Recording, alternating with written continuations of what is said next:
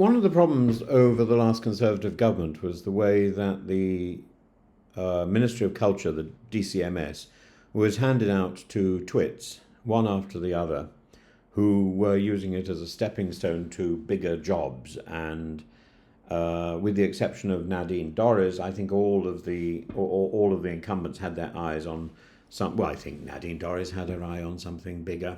But that was obsessed with staining the sofa. Oh, bah! Let's stain the sofa. Bah, bah. And any cake? Cake? Would you like some cake? Oh, I'm not having any cake. Oh, I'm just taking responsibility for it. So the in this era when ministerial portfolios are passed around like bad canapes or inedible bits of M&S cake at a Westminster reception. One figure stands out for his stubborn, passionate and deeply informed commitment to the arts, and that's Sir Chris Bryant. And while rumours swirl, and they've been swirling for a couple of weeks now, that the Department of Culture, Media and Sport, the DCMS, is to be dismembered and subsumed into the soulless silos of commerce, education and treasury accountancy, Sir Chris has emerged, perhaps unexpectedly, as its eloquent, witty and combative champion. Indeed, he is one of the very few ministers in the past decade who appears to have more than a passing acquaintance with his brief, and one of even fewer who cares deeply. Now let's begin with the context. The Sunday Times reports plans to abolish the DCMS, redistributing its responsibilities across government. I was talking about this about 2 weeks ago, with culture to education, media to business, and sport presumably to the department of whatever's left. Why? Because, as one anonymous former director of a cultural institution quipped, DCMS has become the department of any other business. Its portfolio absurdly stretched across gambling, libraries, football and fibre broadband. Add to this the astonishing churn of secretaries of state, 12 in 14 years, and you see a ministry rendered incoherent by instability. Yet, into this disarray steps Chris Bryant, undeterred, unbowed, the only minister to mount a spirited defence not only of the department's existence, but of its significance.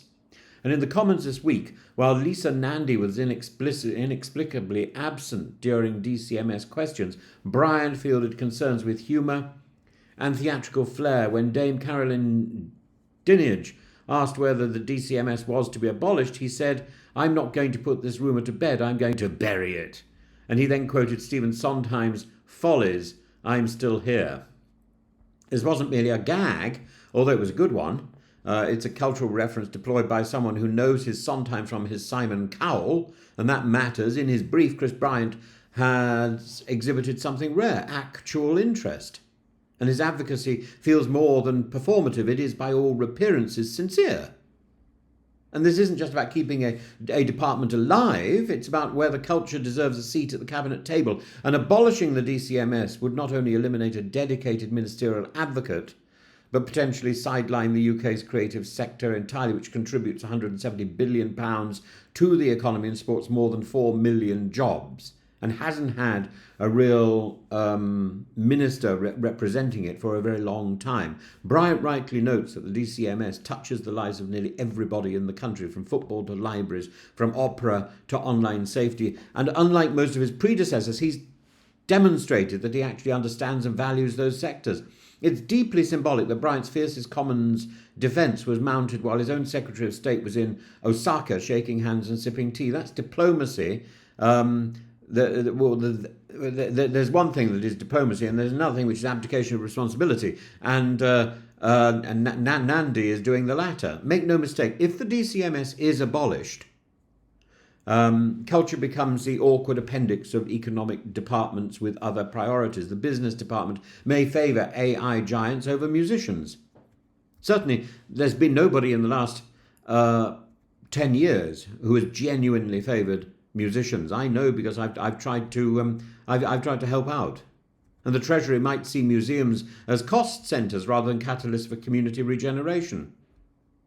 In that context, Bryant's defence of the department is not nostalgic whimsy, it's practical necessity, and without a dedicated minister at the top table, the arts is reduced to an afterthought.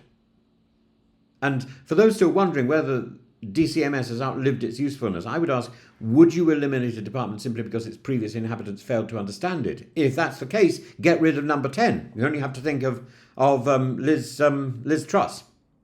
It's like burning down the library because the last librarian was asleep.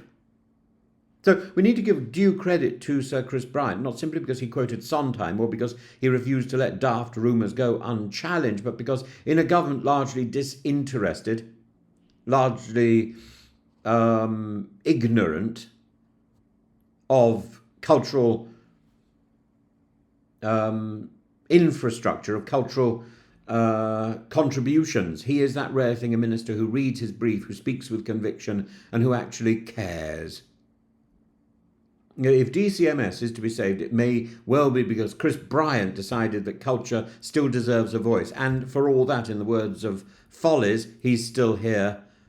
And may he remain underpants and all.